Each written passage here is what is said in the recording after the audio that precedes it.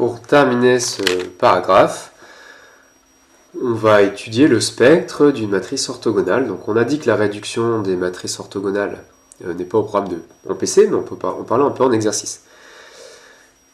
Donc un exercice un peu classique, c'est que si M est une matrice orthogonale, on va montrer que les valeurs propres réelles de M, ça peut être 1 ou moins 1, il n'y a pas d'autre possibilité. Et puis, plus précisément, si n est impair et si M est dans le groupe spécial orthogonal, c'est-à-dire qu'elle est de déterminant 1, alors on va montrer que 1 est forcément valeur propre. Alors à ce stade ici, spectre réel de M inclus dans moins 1, le spectre peut être vide, il peut y avoir que moins 1 ou que 1 ou les deux. Donc là c'est plus précis. Quand n est impair et quand M est de déterminant 1, là on est sûr que 1 va valeur propre. Alors on peut dire des choses sur le spectre complexe, mais là c'est encore moins au programme, donc on ne va pas en parler aujourd'hui. Donc, on prend M, une matrice orthogonale, donc c'est la première partie. On prend lambda, une valeur propre réelle. Alors, il existe une matrice colonne grand X, telle que mx égale lambda x, et grand X est différent de 0. Et donc on va essayer de montrer que lambda c'est 1 ou moins 1.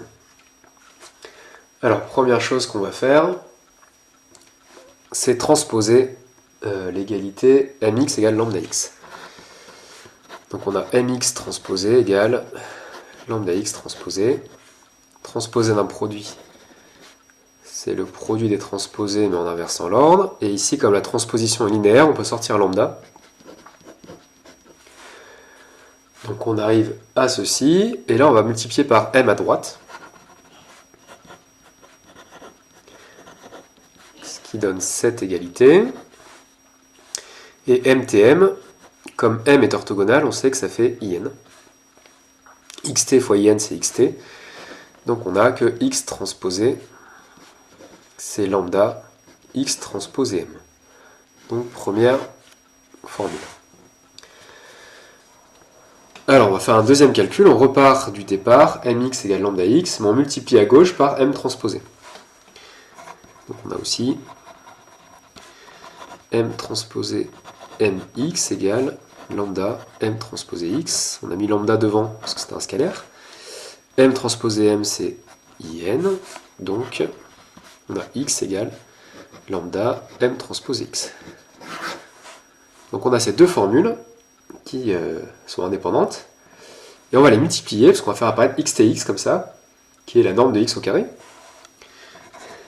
Donc XT fois X est égal à lambda au carré, on met les scalaires devant, XT M, MT X, MTM, comme M est orthogonal, c'est IN, donc on a lambda au carré, XTX.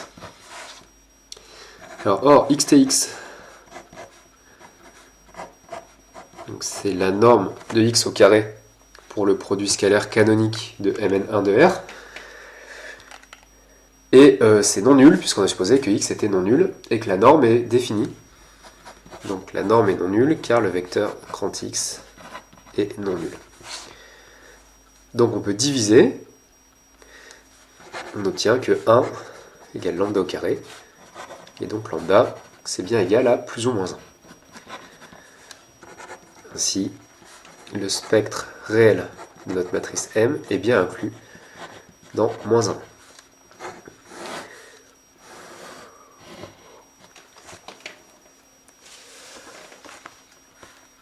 Alors, mais à ce stade, tout est possible. Donc si vous prenez la matrice identité, le spectre réel, c'est la valeur propre 1, parce qu'elle est triangulaire. Et si vous prenez la matrice moins identité, elle est encore orthogonale, puisque ces colonnes sont orthonormales. Et là, le spectre, c'est moins 1, Donc on peut avoir que 1, que moins 1. Avec cette matrice, on a les deux. Et avec cette matrice,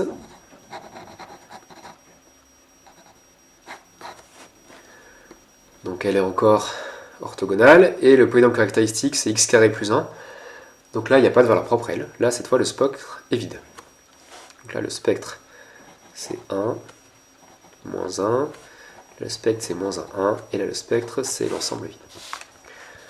Donc tout est possible. Alors, par contre, si M est dans SON, et N est impair.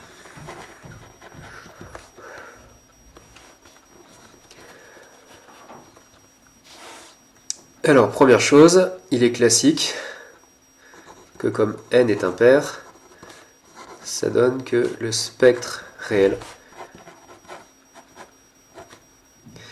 est non vide. Donc ça, c'est un exercice classique. Rappelons la preuve. Donc, qui M, c'est un polynôme unitaire de degré n. Donc, la fonction qui a t associe qui m de t,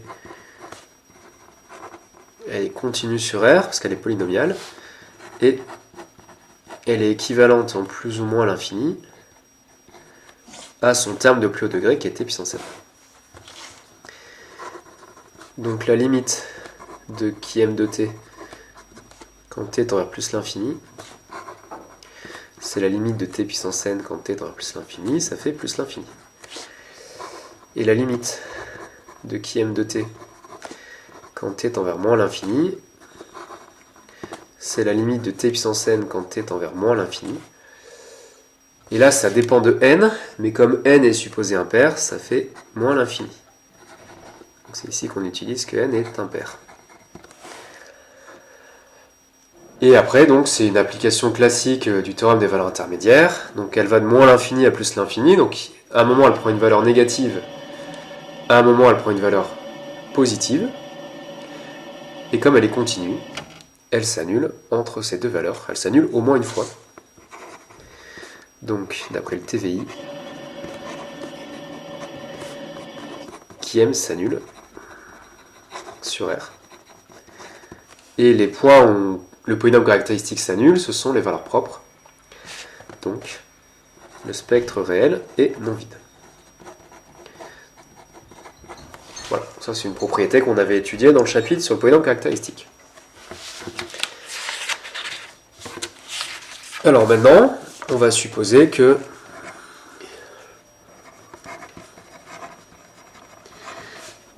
le spectre réel de M, il n'y a que la valeur propre, moins 1.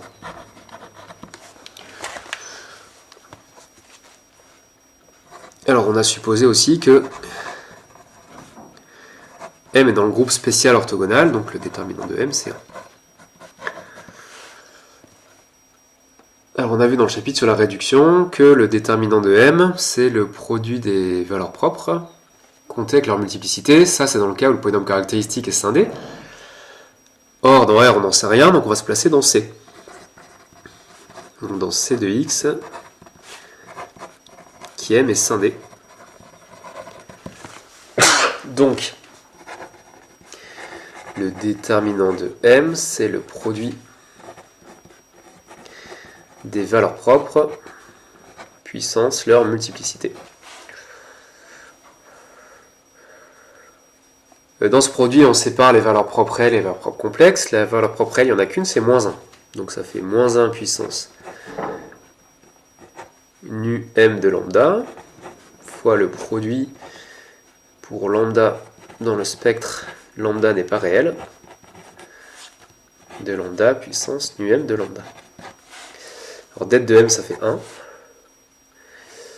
Et on va voir que ça, c'est strictement positif. Alors pourquoi ? Donc comme M est une matrice réelle, les valeurs propres complexes sont 2 à 2 conjuguées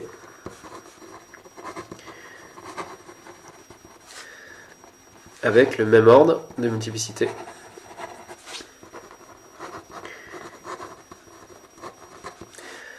Donc dans le produit qui est là,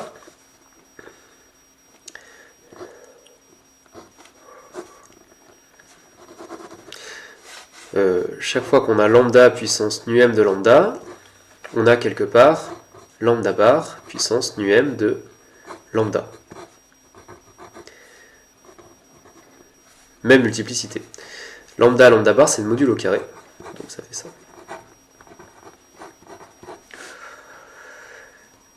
Et comme lambda n'est pas réel, lambda n'est pas nul. Donc là, c'est non nul, comme c'est un module, c'est strictement positif. Donc ici, on a un produit de nombres strictement positifs, donc c'est strictement positif. 1 est strictement positif, donc moins 1 puissance nu-m de lambda est strictement positif. Et donc, nu-m de lambda est pair. On a un ordre de multiplicité qui est pair. Mais on a aussi... Alors c'est pas lambda, excusez-moi, ici c'est moins 1. Ici c'est moins 1 aussi. On sait aussi que la taille de la matrice n, c'est la somme des ordres de multiplicité. Et donc ça fait la multiplicité de moins 1 plus la somme des multiplicités pour les valeurs propres non réelles. Alors ça, c'est un entier qui est pair pour les mêmes raisons, c'est-à-dire que les valeurs propres non réelles sont 2 à 2 conjuguées avec la même multiplicité. Donc on a nu-m de lambda 2 fois, et donc c'est bien un entier pair. Et n c'est impair. Donc on a un entier plus un entier pair qui donne un entier impair. Forcément cet entier est impair.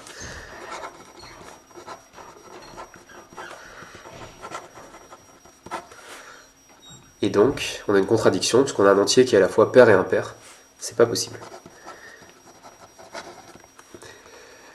Donc le raisonnement par l'absurde prouve que le spectre de M n'est pas réduit à moins 1. Il n'est pas non plus vide, et il est inclus dans l'ensemble moins 1, donc il reste 2 possibilités. Soit le spectre c'est que 1, soit c'est moins 1. Dans les deux cas, 1 est bien valeur propre de notre matrice.